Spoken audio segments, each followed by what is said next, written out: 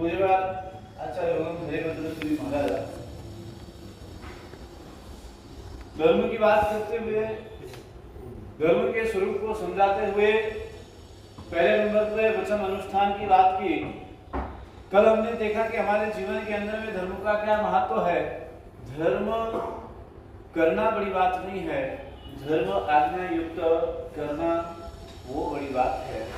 चलिए हमारे जीवन के अंदर में उसी बात को लेकर के यहाँ पे शास्त्रकार भगवान समझाने का प्रयास करते हो। कहते आप विचार करो, कहते ज्ञानी भगवान एक वचन अनुष्ठान की बात करते हुए का महत्व है।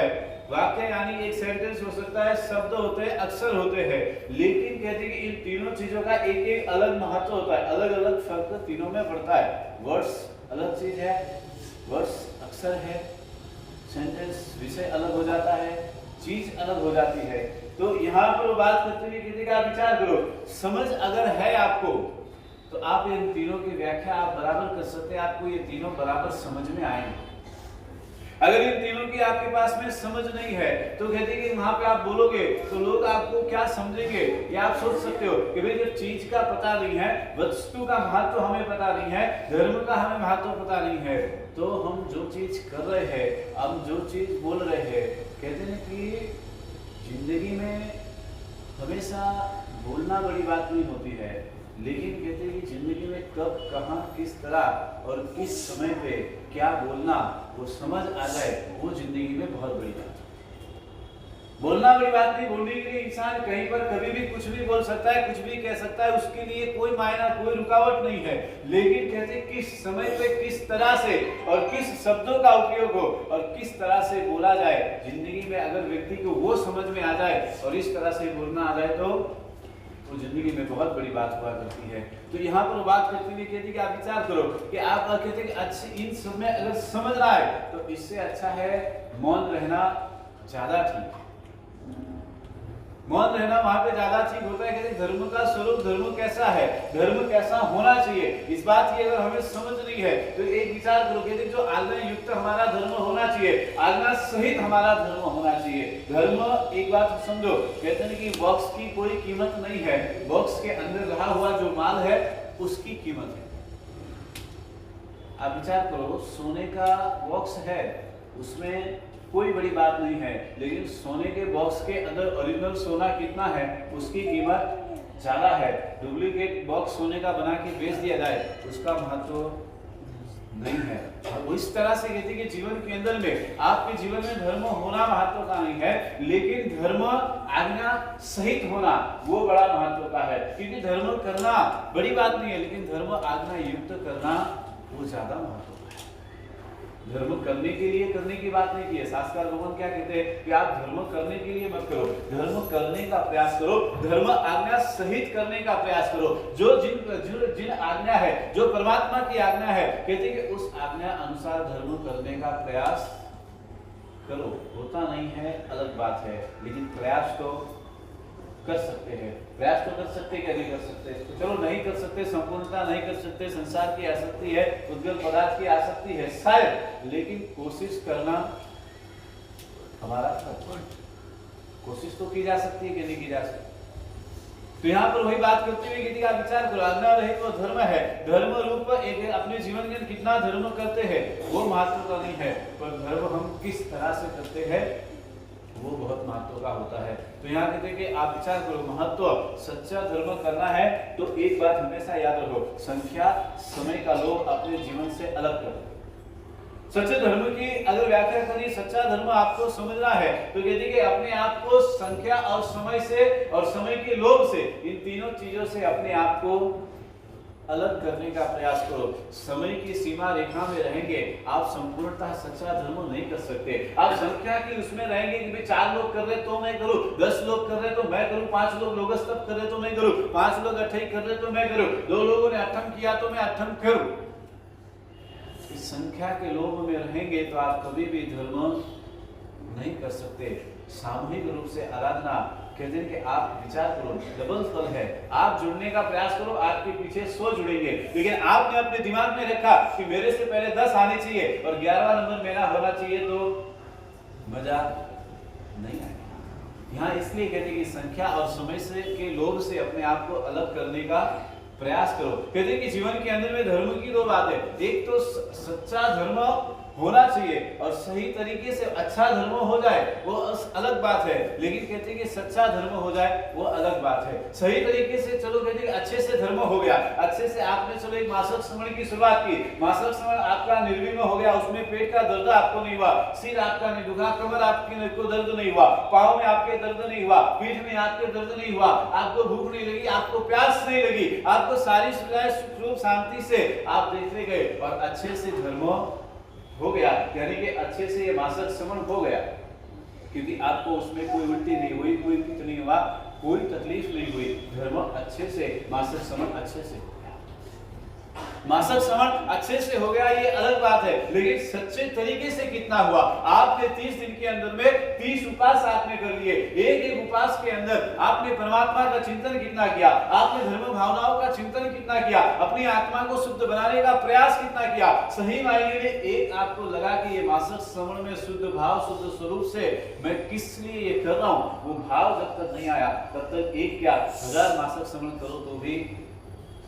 हाँ आपने क्रियाएं कितनी की, आपने आराधना कितनी की, आपने साधना कितनी की, हजार यहाँ पर कहती कि जितने भी लोगों के तपस्वी है उसमें से आने वाले कम है। खाली एक उपास एक व्यासना कर लेने से तप नहीं हो जाता, उसके साथ में भाव जोड़ना पड़ता है, उसके साथ में क्रियाओं को जोड़ना पड़ता है।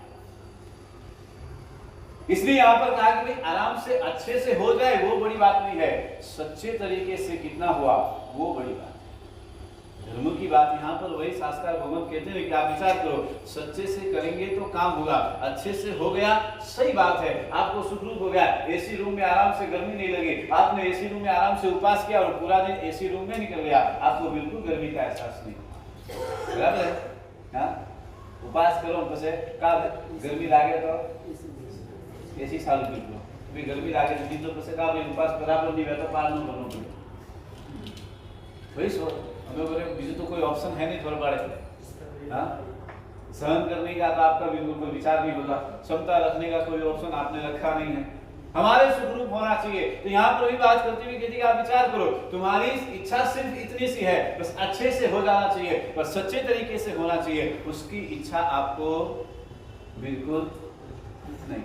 तो यहाँ पर वही शास्त्र गुण यहाँ पे कहते हैं सच्ची भक्ति होनी चाहिए, सच्ची आस्था के साथ होनी चाहिए। जब सच्ची भक्ति होती, सच्चे भाव होते हैं तो भगवान रिश्ते हैं, जब सच्ची भक्ति होती तो भगवान आते हैं। पहले के जमाने के अजनू का गाना आता है कृष्ण भगवान का, हाँ कि अगर तुमको खिलाना आए तो भगवान खाते हैं, पर अगर तुमको यशोदा मैया की तरह खिलाना आए तो भगवान सोते हैं, अगर तुम्हें सुलाना आए तो। वो गाना बहुत पहले मैंने सुना था, अभी मैं शायद भूल गया हूँ, थोड़ा बहुत कम ज्यादा याद नहीं है, आप तो शायद रोज सुनते इसलिए आपको याद होगा, लेकिन आप विचार करो कि उस गाने के अंदर एक एक शब्द एक एक रहस्यों के साथ में उन्होंने रखा है। आप विचार करो, भावनाएं सच्ची होनी चाहिए। शास्त्र भगवान यहाँ पे कहते हैं अगर आपकी भक्ति सच्ची है अच्छी है, उस भक्ति से शायद भगवान कम आएंगे, लेकिन आपकी भक्ति सच्ची है भगवान 100% आएंगे, भगवान जरूर आएंगे। आप विचार करके रखो, कल्पना मन में चित्र बना करके रखो कि भाई अगर मेरी भक्ति सच्ची है परमात्मा अवश्य में आएंगे, और आना पड़ेगा भगवान को, क्योंकि आपकी भक्ति अच्छी नहीं सच्ची है। रावण की सच्ची भक्ति थी, रावण ने अपने जीवन के अंदर में अस्तावत ऊपर के जाकर के जब वहां पर गए और उन्होंने भक्ति की, परमात्मा शायद उसने अच्छी भक्ति की या नहीं की उसका उसको कहते उसका पता नहीं है, लेकिन उसके हृदय के भाव शुद्ध थे, उसकी भक्ति सच्ची थी, इसलिए उसका परिणाम उसको मिला, तीर्थंकर नाम कर्म उपार्जन उसको हुआ। आपने सोचा है कि रावण जैसा व्यक्ति तीर्थंकर बन सकता है? ये सब तो रावण तो नहीं है, हाँ जरा रावण तो नहीं है, रावण जरा कोई कृत्य तो नहीं किया, रावण जरा कोई कार्य तो नहीं किया ना, हाँ रावण जो कार्य तो वैसे करे दिया, हाँ भले उस लेवल पे नहीं, लेकिन कहीं ना कहीं तो सोचना है। मैं ये नहीं कहता कि आप रावण है, लेकिन आप विचार करो जीवन के अंदर में कि एक रावण की दृष्टि अगर शुद्ध हो जाए, यदि एक विचार अगर शुद्ध हो जाए, उसके जीवन के अंदर में एक हृदय के परमात्मा के प्रति एक भक्ति सच्ची हो जाए, तो तीर्थंकर नाम कर्म उपार्जन हो सकता है। तुम सारी सोच भक्ति अच्छी कम होगी चलेगा। आप कहते हैं कि मस्त होकर भगवान पाए जाओ, रोज अष्ट प्रकार की पूजा करो, मस्त बाटला में सुंदर साची बनाओ, सुंदर सिद्ध शिला बनाओ, है अलग अलग मिठाई नया रखो, है करो, नैवेद्य चढ़ाओ, सब करो, बढ़िया करो, करो कि नहीं करता? हाँ है बढ़िया करो, मात्र खाली दिखाने के लिए, अच्छा होने से कोई फायदा होने वाला नहीं है। सच्चे हृदय से बोलो। हम मिठाई बाहर से लाने का प्रयास करते हैं, हम हर एक चीज कहते हैं कि वहां पर लाने का प्रयास, एक बार रखो ना, परमात्मा के पास में लाना है, परमात्मा के वहां पे नैवेद्य अर्पण करना है, अपने घर पे अपने हाथ से बना करके ले जाने में क्या फर्क पड़ता है यार? वो भाव आना चाहिए, लेकिन आज हमारे पास वो समय नहीं है, वो व्यवस्था हमारे पास।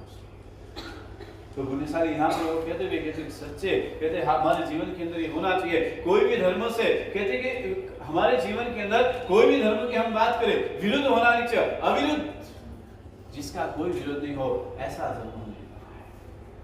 धर्म की आराधना साधना हमें ऐसी करनी है जो कहते हैं कि उसके अनुसार होना चाहिए। संसार दुख रूप है, संसार उच्चते, संसार का आप विचार करो, धर्म की आराधना और साधना अच्छी हो, संसार का आप अंत कर सकते हो, संसार को आप खत्म कर सकते हो, ये आपके हाथ में है। आप यहाँ से भी मोक्ष में जा सकते हो, आप यहाँ से भी अपने भोग को कम कर सकते हो, ये आपके हाथ में है, आपको सोचना है। शास्त्र भगवान को बात करते हुए कहते हैं कि आप विचार करो, कहते हैं कि हमने आज तक भव भ्रमण का अंत करने का प्रयास नहीं किया, 84 लाख के चक्कर में भटकते रहे, इस संसार में हम भटकते रहे, संसार का अंत लाने का हमने प्रयास नहीं किया है, शाश्वत स्थान पाने का हमने कभी प्रयास नहीं किया। आप यहाँ से भी शाश्वत स्थान पा सकते हो, ये आपके हाथ में है। यहाँ पर वही बात करते हुए कहते हैं कि जैसे भी मिला, जैसा भोग मिला, जैसी बुद्धि मिली, जिस तरह से हम चले, जैसे इंद्रिय मिली, ये शरीर मिला, अनुकूलता मिली, प्रतिकूलता मिली, सब कुछ आपको मिला है, किसी चीज की कोई कमी आपको रही नहीं है। जैसा मिला वैसा मात्र 3 भोग में हम मोक्ष जाने का प्रयास कर सकते हैं, 3 भोग में हम मोक्ष जा सकते हैं। लेकिन शास्त्र भगवान कहते हैं कि 3 भोग में मोक्ष जाने के लिए आपको सोचना पड़ेगा। कहते हैं कि यहाँ से ये मनुष्य भोग, मनुष्य भोग से देवलोक, और देवलोक से वापस मनुष्य भोग, और वापस मनुष्य भोग से सीधा मोक्ष। ये आपके हाथ में है, आपको सोचना है। फिर हमारे जीवन के अंदर ये विचार करते हुए कि पहले पक्का करो, लेकिन पहले एक विचार, आपने ये विचार किया, भावना आई, एक विचार आपको और पक्का करना पड़ेगा। पहला निर्णय होना चाहिए कि मुझे ज्यादा से ज्यादा अपने भोग को कम करना है। पहला एक सूत्र, एक उद्देश्य आपके जीवन में होना चाहिए, मुझे कम से कम जितने मेरे भोग बाकी है, शायद हजारों बाकी, करोड़ों बाकी, उसका मुझे पता नहीं है, लेकिन मुझे ज्यादा से ज्यादा इसी मनुष्य भोग के अंदर मुझे अपने भोग को कम कर देना है। पहले ही आपको पक्का करना होगा। उसके बाद में यहाँ पे कहते हैं कि ये भोग मात्र उसके लिए नहीं है, ये अर्थ काम के लिए मनुष्य भोग नहीं मिला है, ये मनुष्य भोग धर्म करने के लिए भी नहीं है। शास्त्र भगवान क्या कहते हैं, आपकी ये मनुष्य भोग आपको धर्म करने के लिए भी नहीं है। इस मनुष्य भोग के अंदर अगर आप निरंतर धर्म ही करते रहेंगे, आगे का कोई उद्देश्य नहीं होगा, तो आपके जीवन में प्राप्त भी कुछ नहीं होगा। ये मनुष्य भोग ये इसलिए मिला, ये धर्म इसलिए मिला, ये धर्म कर करके लक्ष्य पक्का करना है, और लक्ष्य पक्का करके मुझे मोक्ष तक जाना है, इसलिए मुझे धर्म की आराधना सोचना है। यहाँ पर वो कहते हैं कि लक्ष्य पूर्वक का धर्म करने के लिए कहा है, धर्म करने की बात नहीं है, धर्म करते रहो, निरंतर करना चाहिए, लेकिन कोई ना कोई लक्ष्य तो होना चाहिए। बकरी के झुंड में शेर चलता है तो शेर को लगता नहीं है कि मैं शेर हूं, क्योंकि वो बकरियों के झुंड में रहता है तो उसको लगता है कि मैं भी बकरी हूं। लेकिन जब वो उससे अलग होता है और जब उसे अपने आप से लड़ने का समय आता है और जब वो दहाड़ता है तब उसको पता चलता है कि मैं शेर हूं। जीवन में संसार के सुख रूप चलते रहेंगे तो चलते चलते इस संसार के अंदर ही वापस भटक जाएंगे, इस संसार में रह जाएंगे, जीवन में कभी भी आगे नहीं बढ़ पाएंगे। इस संसार से आगे निकलने का प्रयास करो, इस संसार से अलग उठ के, अलग हटके कुछ करने का प्रयास करो, तब जाकर के हम कहीं मोक्ष तक की यात्रा तय कर पाएंगे। इस संसार में रहने से कहते कि इसी तरह हमारी हालत होने वाली है। यहाँ पे मात्र करने के लिए नहीं, लक्ष्य पूर्वक का धर्म हमारा होना चाहिए। धर्म का स्वरूप समझाते हुए कहते अगले भव में मोक्ष से जाना है, कम से कम देव भव में 10,000 वर्ष का आयुष्य। समझो ऐसे तो कल्योपन तक का होता है, लेकिन कम से कम आनंद कितना आता है? आप सबको क्या लगता है कि भाई 10,000 वर्ष देव भोग मिल जाए, कितना सुंदर मजा आएगा। हाँ, मस्त देवलोक में आराम से रहेंगे, इस संसार के दुखों में भटकने की जरूरत नहीं, इस संसार के दुखों में जीने की जरूरत नहीं, मस्त भटकना ही है तो देवलोक में भटकेंगे और क्या होगा।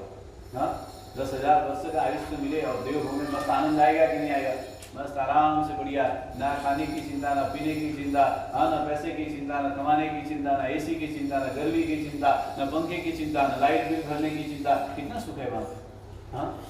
अच्छा होगा ना? क्या बोलो देव भोग सीजन लागेंगे, देव भोग मिले तो ऐसी बात। कम से कम 10,000 वर्ष અને પછી કે કોલ્યુગમ તક જાઓ તો પછી કોલ્યુગમ આયુષ્ય भी देव में है तो बड़े तक आराम से जिंदगी आराम से जिंदगी निवड़ी कोई मेहनत करवाने की जरूरत नहीं।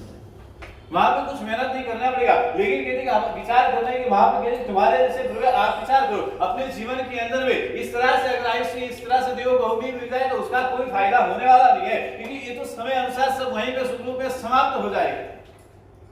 लेकिन अगर आप पक्का करते हो कि मुझे मोक्ष में जाना है, 3 भोग के अंदर में जाना है, सारे भोग को खत्म करना है, तो आपको उससे आगे सोचना पड़ेगा, उससे आगे उठना पड़ेगा। यहाँ को वही बात करते हुए कि सब में पृथ्वी में भटक रही संसार के अंदर इतना भटकते चले गए, सब देवलोक एक से पहले देवलोक दूसरे देवलोक में चले गए, भयंकर देवलोक में चले गए, वानंतर देवलोक में चले जाएंगे, आराम से सारी जिंदगी कट जाएगी, कोई फायदा नहीं। लेकिन निर्णय करना है कि आयुष्य कैसे बिताए। देवलोक में जब इतना आयुष्य देवलोगों को मिलता है ना, देव भी बहुत विचार करते इतना सारा आयुष्य कब जल्दी निकल जाए तो अच्छी बात है। आपके लिए विचार करते कि मनुष्य को कितना सुंदर, मनुष्य की बात करते हुए कहते देव भी नमस्कार इसलिए करते क्योंकि मनुष्य को उनकी झंखना है, मनुष्य भी उनको चाहिए, जिसको जो पर्याप्त है उसमें उसको आनंद है। हमें मनुष्य भोग मिला है, हमको लगता है कि हमें देव भोग मिलना चाहिए, और देव भोग में देव के लोगों को उनको लगता है, देव को लगता है कि मुझे मनुष्य भोग मिलना चाहिए। विचार करने की जरूरत है। यहाँ पर कहते कि आयुष्य कहते आप विचार करो, शायद आप कहते कि वहां पर एक तो बहुत ही सुंदर सी बात की, पहले नंबर पे उनको दुख किस बात का, देव भोग मिला इसलिए उनको पहले नंबर का दुख है कि वो परमात्मा की आज्ञा का पालन नहीं कर सकते। वहां पे कहते हैं परमात्मा की आज्ञा का पालन नहीं हो सकता, व्रत नहीं हो सकता, पचकान नहीं कर सकते हैं, 1% भी नहीं, सामयिक पोषक तो बहुत दूर की बात है। हाँ? आप सोचो, और आपको ये सब करने का मौका मिलता है तो ये हमारे लिए भी बड़ी दूर की बात है। वो कर नहीं सकते इसलिए उनके लिए दूर की बात है, और हम कर सकते हैं तो फिर भी हमारे लिए क्या है, दूर की बात है। समझ में आ रहा है कि नहीं? हाँ, समझ में आई हो कि नहीं आई? हमें मिला है तो हमें करना नहीं है, और जिसको मिला है उनको करने का सामर्थ्य यानी कि शक्ति। तो यहाँ पर आप विचार करो, कहती कि एक विचार करें, कहती कि उनके लिए उनके गति अवरोधक है, उनकी गति है उनके लिए बाधक है, उनकी देव गति है उनके लिए अवरोधक बन चुकी है, वहां पे उनके लिए बाधक हो चुकी है। कारण नहीं कर सकते, भाव तो होता है, भाव बहुत है, उच्चतम हमारे से ज्यादा उच्चतम कोटि के उनके जीवन में भाव है, कहते हैं अविति समय दृष्टि है, लेकिन संकिति आत्मा है, भाव तीव्र है, सब कुछ है, लेकिन फिर भी उनकी गति अवरोधक है, इसलिए वो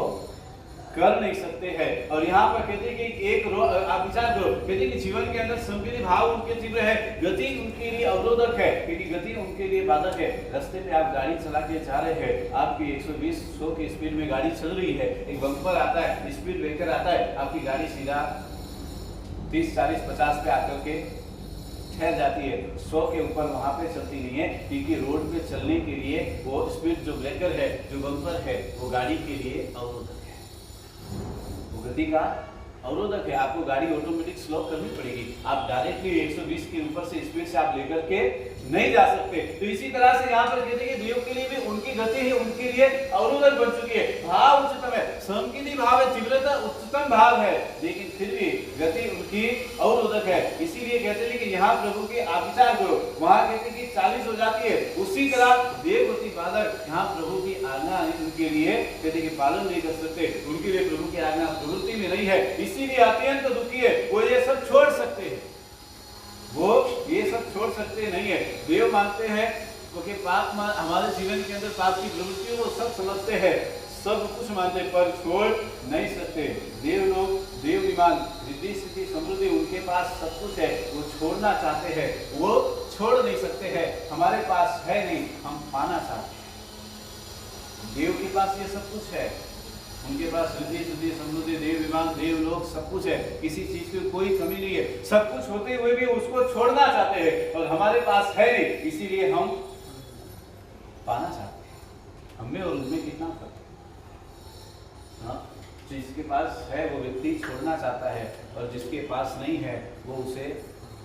पाना चाहता है। वो हमारे जीवन के अंदर हमें मोक्ष में जाने की यात्रा करनी है, हमें मोक्ष में जाना है, हमको लगता है मोक्ष में हमें जाना चाहिए, सब कुछ होना चाहिए था,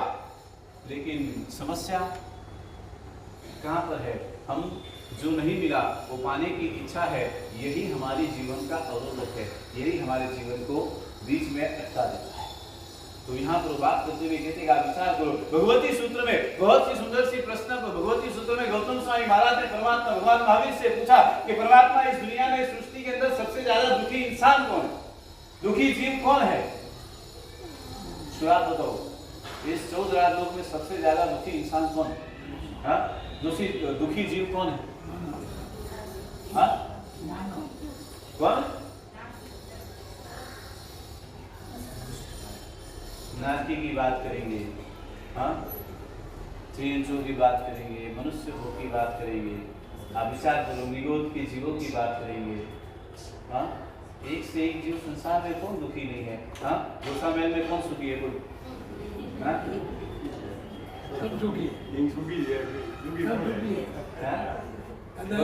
गोसा महल में हैंग सुखी है, बारू बारू हैंग सुखी है, मायर मायर दोनों बात है। संसार है, संसार में तो सुख और दुख तो दोनों रहने वाला है। कहते कि जीवन में पैसा आ जाए इसलिए आदमी सुखी नहीं हो जाता है, कहते कि जीवन के अंदर में संपत्ति आ गई इसलिए इंसान सुखी नहीं हो जाता है, बहुत पैसा आ गया तो उसको संभालने के लिए इंसान दुखी हो जाता है, बहुत पैसा आ गया तो उसकी चिंता में इंसान दुखी हो जाता है। हाँ, फर्क पड़े खूब ज्यादा पैसा आवे तो बैंक में रखो तो भाई टेंशन है कि बैंक कभी उठी तो પછી ઓપે तो दिया, हाँ, सोनू चांदी लोकर में भरे राखिया तो विचार आवे कि लोकर वालों कभी चोरी करीने गया, लोकर टूटियो અને कोई भी वेगे तो अपरे तो उसके लिए भी दुखी है इंसान। संसार में सब दुखी है। यहाँ पर भगवती सूत्र के अंदर गौतम स्वामी महाराज ने प्रश्न पूछा और परमात्मा ने बड़ा सुंदर सा जवाब देते हुए कहा कि आपको लगता है कि हमारे जैसे दुखी है, सब हमारे जैसे दुखी है, तुम्हारे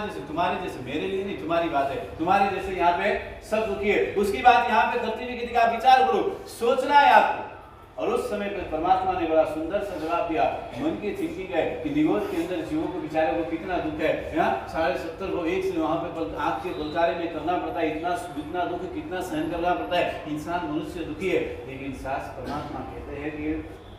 सबसे ज्यादा दुखी जीव जो संकीर्ति प्राप्ति जीव है, तीव्र इच्छा वाले जो देवगति में जीव है, वो सबसे ज्यादा दुखी है, क्योंकि उनको मोक्ष की इच्छा है, मोक्ष में जाने की इच्छा है, भाव उसके लिए निरंतर उनके जीवन में चिंता है, निरंतर उसके लिए तीव्रता का दुख उनके जीवन में है, सबसे ज्यादा दुखी है क्योंकि वहां तक पहुंच नहीं,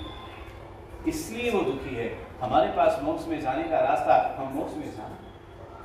सब कुछ है। आप विचार करो, यहाँ पे भगवती सूत्र के अंदर तीव्र उदय संकीर्ति का है, श्रद्धा करते हैं, समझ रही है, पर श्रद्धा पूरी है, लेकिन कहते हैं कि श्रद्धा है, सब कुछ होते हुए फिर भी छोड़ नहीं सकते हैं, इसलिए वो सबसे ज्यादा। एक पंक्ति याद आ गई, मानव ना जन्मने देवताओं झंखता, मानव ना जन्मने देवताओं झंखता, स्वर्ग ना विलासो तो घनिवार डंखता,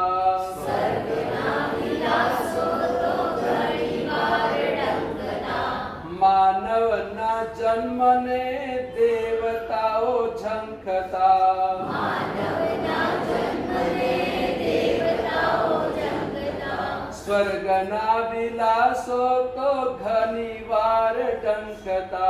स्वर्ग ना विलासो तो घनिवार डंखता, संतो नो संग मळ्यो भक्ति नो रंग मळ्यो, संतो नो संग मळ्यो भक्ति नो रंग मळ्यो, आओ सहयोग नहीं आवे परिवार, आओ सहयोग नहीं आवे परिवार, नहीं आवे परिवार, नहीं आवे परिवार। विचार करो, कहते कि जीवों की कितनी तीव्रता है, सब कुछ होते के बावजूद भी आप विचार करो, अगर वो विचार करे कि अभी भरत क्षेत्र के अंदर वहां पर उद्यान चल रहा है, मात्र खाली विचार करे वो वहां उद्यान में पहुंच जाते हैं। मन के अंदर अगर वो विचार करे कि अभी मेरे देवलोक में मेरी रानियां क्या कर रही है, मात्र खाली विचार करे और 1 सेकंड में वहां पर पहुंच जाते हैं। देव मात्र खाली विचार करे कि गोसा महल वाले क्या कर रहे हैं, तो फट से भाई गोसा महल में आ जाएंगे, भारी मेरे ठापड़ी के गोसा महल वाला क्या करेगा। हाँ, પણ આવે નકર ધારી તો ભાઈ પાછો દુખી થઈ જાય કે ઓહો અતરો સુંદર મનુષ્ય ભોગ મળ્યો અને ગોસા મહેલ વાલા તો दुखी क्या है संसार में मस्त है संसार में उसमें बिजी है तो यहाँ पर कहते कि आप विचार करो पुण्य मंत्र ये सिद्धिनो इच्छा मात्र विलंब पुण्यवान आत्मा है जो इच्छा करे वो तुरंत हो जाए फिर भी उससे ज्यादा सुखी और कौन है तो कहते कि आप विचार करो जो इच्छा है सब कुछ हो सकता है फिर भी उससे ज्यादा सुखी यानी कि मनुष्य जो है क्योंकि मनुष्य में सच्चा धर्म करने का सामर्थ्य है सच्चा धर्म करने की शक्ति बताइए सच्चे धर्म की विचार बताइए कहते हैं जीवन के अंदर में कहते कि कहीं कहीं मंदी है और फिर भी किसी की दुकान एकदम मार्केट में मंदी चाहे कितनी भी हो पर किसी ना किसी की दुकान एकदम अच्छी चलती है उसका पुण्य होता है जैसे कोरोना का समय आया ना तो डॉक्टर और मेडिकल वाले बराबर चले हाँ चले कि नहीं चले हाँ फुल बराबर हाँ दुनिया दुखी है लेकिन डॉक्टर और मेडिकल वालों को कोई मेडिकल वाला तो है नहीं पास लेकिन मेडिकल वाला नाम खराब कर दिया हाँ जीवन के अंदर भी विचार करने जैसी बात है यदि उस समय के अंदर ये ऐसे देवदूत भी उनके पास भी सब कुछ है लेकिन ये सब छोड़ना चाहते हैं पर छोड़ नहीं सकती है मनुष्य को पाना चाहते हैं पर पा नहीं सकते मनुष्य भोग के अंदर की हुई धर्म आराधना साधना की उनको झंखना है उनको विचार है उनकी इच्छाएं हैं लेकिन कहते हैं संवेगी मोक्ष अभिलाषी इतने अभिलाषा है सब कुछ है मोक्ष की अभिलाषा तीव्र मोक्ष की अभिलाषा है उन्हें कहते काल कोठरी से ज्यादा भयंकर उनको इस बात का होता है कि वो मोक्ष में जाने की तीव्रता इच्छा है लेकिन धर्म आराधना साधना करके वहां पर पहुंच नहीं पाते हैं ये संसार आग जैसा है उनको जहर जैसा लगता है मनुष्य के लिए अच्छा लगता है लेकिन उनको जब ये संसार की दशा आती तो उनके लिए भी अच्छा नहीं लगता उनको संसार जहर जैसा लगता है जलती हुई आग जैसा वो संसार उनके लिए लगता है तो यहाँ पर बात करते हुए कहते हैं कि जीवन के अंदर में अपने आप में जो मिला है उसमें हमेशा संतोष मानने का प्रयास करो हमेशा ये बात को समझ के रखो कि परमात्मा ने मनुष्य भोग दिया है कुछ ना कुछ करने के लिए दिया है कुछ ना कुछ पाने के लिए दिया है खाली ऐसे मनुष्य जन्मों को खत्म करने के लिए नहीं है जिंदगी तो जीते चले जाएंगे जिंदगी जी रहे और ऐसी जिंदगी खत्म हो जाएगी कुछ भी प्राप्त होने वाला नहीं है लक्ष्य बना के रखो भाव रखो उच्चतम आराधना करनी है 3 भाव में मोक्ष में जाना है मेरी जिंदगी के जितने भाव बाकी है मेरे इस पर 84 लाख के चक्कर में न जाने कितने भाव बाकी है इन सब सारे भाव को मुझे खत्म करना है और कम से कम 3 भाव में मोक्ष जाने का लक्ष्य आपको बनाना पड़ेगा हमें पता है हम शायद भरत इस क्षेत्र से भरत क्षेत्र से अभी हम मोक्ष में नहीं जा सकते लेकिन फिर भी लक्ष्य तो अवश्य बना सकते हैं वो हमारे अभी आज श्रावण सुद अष्टमी यानी पार्श्वनाथ भगवान का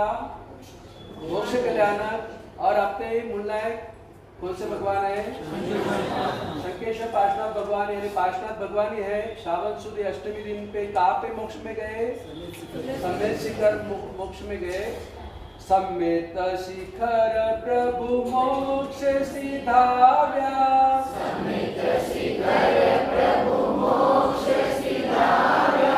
पार्श्वदी को माई माती न भुवन में पार्श्वदी को माई माती न भुवन में यहाँ जो मोक्ष कल्याण का जाप है 108 बार किया जाएगा और जैसे ही एक एक फूल चढ़ाते जाएंगे तो शॉर्ट में 1 मिनट में चढ़ावा और फिर जो भी लाभार्थी यहाँ आकर के फूल चढ़ाना है और अपने को साथ में 108 बार ओम ह्रीम श्रीम पार्श्वनाथ पारंगताय नमः का जाप करना है।